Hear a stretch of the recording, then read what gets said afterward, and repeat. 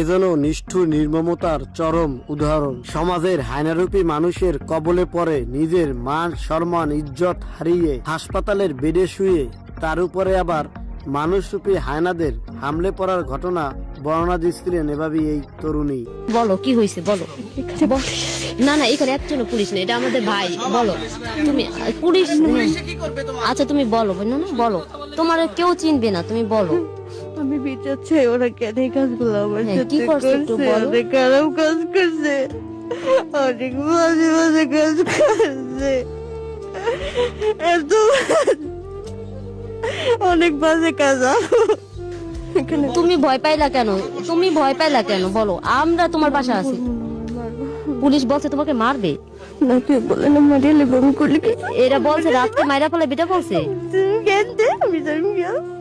আমি আসি তোমারে তো বলছি, কোন পুলিশের এমন পুলিশ জন্মগ্রহণ করে না এই শরিয়াতপুরে তোমার গায়ে হাত দিবে কোন পুলিশ?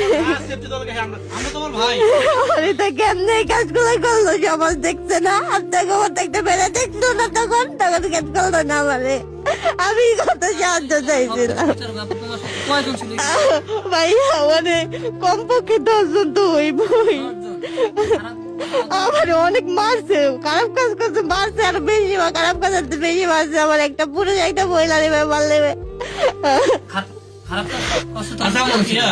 পুলিশ তোমাকে কি বলছে?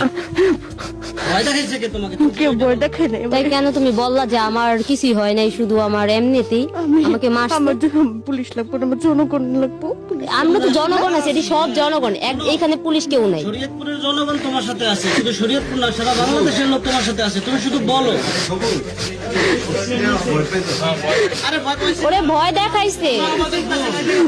তুমি আমাদের বোন বলো, পুলিশ কি তোমাকে কি বলছে?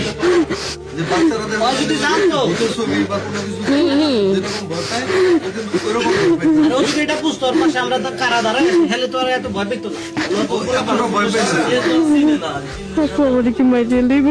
আমি আছি তো বোন, আমি আছি বললাম তো,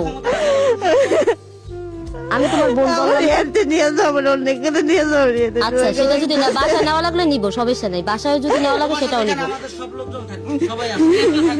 ভুক্তভোগী এই তরুণী জানান, সে শরীয়তপুর সরকারি কলেজের অনার্স প্রথম বর্ষের শিক্ষার্থী।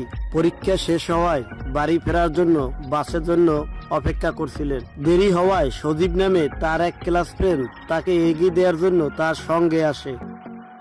আজকে আমার শেষ এক্সাম, আজকে এক্সাম দিয়ে সবাই মিললাম একসঙ্গে গিয়া একটু মজা মজা করতে লেট হয়ে গেছে। পরে সজীবে ও আমার ফ্রেন্ড ওকে কি আপনি যদি একলা যাবি কিভাবে তোকে বাসাম বাসা একসাথেই যাওয়া যায়, তোর আমি নামাই দিব। মানে এই তরুণী হয়তো তখনও কল্পনাও করতে পারেনি আজকে তার জন্য কি ভয়ঙ্কর দিন অপেক্ষা করছে। গাড়ি না পেয়ে বন্ধুর সাথে হেঁটে হেঁটে আগাচ্ছিলেন তারা। এ সময় হঠাৎ কয়েকজন যুবক তাদের রাস্তা আটকে দাঁড়ায় এবং তাদের কাছে সবকিছুই জানতে চায় তারা। পরে আমরা গাড়ি পাই না, গাড়িটা আসতেছি। পরে একটা লোক বলে তোমরা এখানে দাঁড়াও, পরে ও দাঁড়াইছে, তোমরা কই যাইতেছো? পরে আমরা সবকিছু ভাঙ্গে কইছি। এই তরুণীর বন্ধুকে চর থাপ্পড় দিয়ে ভয় দেখিয়ে তারপরে তরুণীকে নিয়ে যাওয়া হয় গভীর জঙ্গলে। এরপর এই তরুণীকে সেখানে নিয়ে গিয়ে একে একে সবাই মিলে পাশবিক নির্যাতন চালায় মানুষরূপী সেই হায়নার দল। পরে ওর কথাটা শুনে দিতে থাপ্পড় দেওয়া রাস্তায় আমার মারি আমার টাইম দিয়ে একটা জঙ্গলের ভিতরে লেগে গেছে। কমপক্ষে 10 জন হইব। এই তরুণী অভিযোগ করে বলেন, সেই সময় কিছু লোক সবকিছু দেখলেও তারা কোনো ব্যবস্থা নেয়নি। সমাজের এই সমস্ত লোকদের ধিক্কার জানিয়ে ধর্ষণের শিকার হওয়া এই তরুণী বলেন, 2 জন সেখানে মহিলাও ছিল, তারাও সেই নরপিশাচদের হাত থেকে রক্ষা করার জন্য এগিয়ে আসেনি। কতগুলো লোক দেখছিল, তাও কিছু বলে না। আমাদের কিসের সমাজ, এটা কিসের সমাজ বলে? 2টা মহিলা দেখছে আমার নিতে, ওইখানে দিয়ে অনেক খারাপ কাজ করছে, আমার মারছে, তাও দেখছে, তাও কিছু করলো না। মহিলা 2টা কিসের মহিলা হইলো?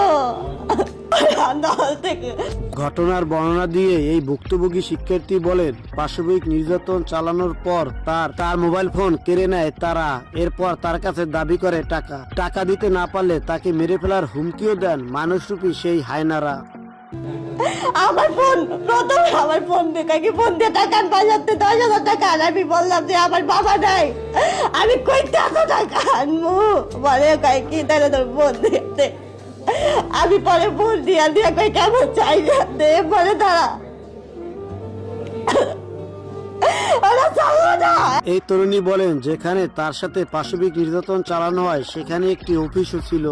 সেই অফিসের লোকজনও পুরো ঘটনা প্রত্যক্ষ করলেও তারাও কেউ তাকে সাহায্যের জন্য এগিয়ে আসেনি।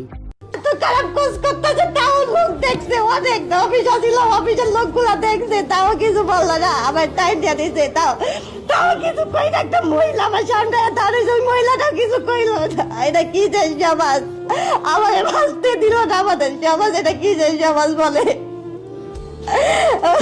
যেই বাগানটা আপনাকে নিচে আপনি চিনেন? আমি চিনবো, কোন বাগান বলেন? আমি জায়গাটার নাম চাই না, কিন্তু আমি এমনি গেলে চিনবো বাগানটায়।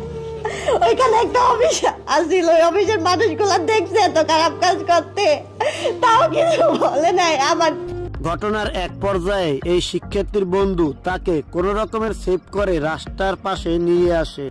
ফ্রেন্ড মাইয়া এমন করে আসার টাইমে তোর যদি কেউ কিছু কইছ তাহলে তোকে এই ছুরি দিয়ে মারিয়ে আমার টাইম নিয়ে আসার টাইম টাইম নিয়ে আমার চেষ্টা নিয়ে আসছে। আমার দেখছে মানুষ, তারপর কেন আমার কাছে না আসতে পারলো, আমার কেন সাহায্য না করতে পারলো, আমাদের বাঁচতে দিল না। আমাদের এটা কিসের সমাজ, এখানে কিসের সমাজ বলে, যেখানে একটা মেয়ে ধর্ষণ হচ্ছে তারপরেও তার কোনো প্রতিবাদ করে না, উল্টা মেয়ে দাঁড়া দাঁড়া দেখতেছে, আমার বাঁচতে দিল না। আমি কারো চিনি না, দেখলে চিনবো সবারে।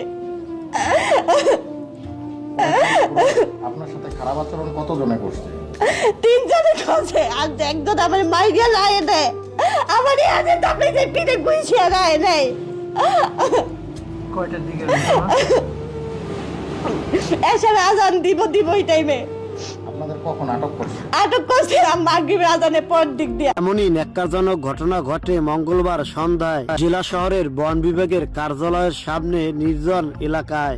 পরে গুরুতর অসুস্থ অবস্থায় এই ছাত্রীকে শরীয়তপুর সদর হাসপাতালে ভর্তি করা হয়। আমরা আজকে এক্সাম যে সবাই অনেক মজা মজা কইরা খাওয়া দাওয়া কইরা পরে যে বাসায় গেছে, কখন বাসা আমগো বাসা একদিক দিয়ে যাই নাই, কেউ কয় কিন্তু আমি নামাই দিব, তুই একটা মেয়ে মানুষ একলা যাবি, কিন্তু তাও আমার করে গেলো। আমি বিচার চাই, কেন আমার সাথে এমন করলো, আমার আমাদের সমাজের লোক দেখলো, তাও আমার বিচার আগাইলো না, কেন এটা কেমন সমাজ। এই ঘটনায় জড়িতদের দৃষ্টান্তমূলক শাস্তি চান এই ভুক্তভোগী অসহায় মেয়েটি। আসসালামু আলাইকুম ওয়া রাহমাতুল্লাহি ওয়া বারাকাতুহু। প্রিয় দর্শক, এতক্ষণ আমরা একটা গুরুত্বপূর্ণ নিউজ দেখতে পারলেন, কিভাবে একজন অসহায় মেয়েকে বাসা থেকে তুলে নিয়ে গিয়ে পাশবিক নির্যাতন করলেন দিনের পর দিন। প্রিয় দর্শক, এই সম্পূর্ণ ভিডিওটি দেখার পর এবং কি এই মেয়েটার মুখ থেকে এই আলোচনাটা শোনার পর আপনাদের মূল্যবান মন্তব্যটা জানাবেন। প্রতিনিয়ত এমন ব্রেকিং নিউজগুলো পেতে অবশ্যই সাবস্ক্রাইব করে রাখবেন, ভিডিওটি বেশি বেশি শেয়ার করে মানুষকে ছড়িয়ে দিবেন। আজকে এই পর্যন্তই, পরবর্তী ভিডিও দেখা হবে। আসসালামু আলাইকুম।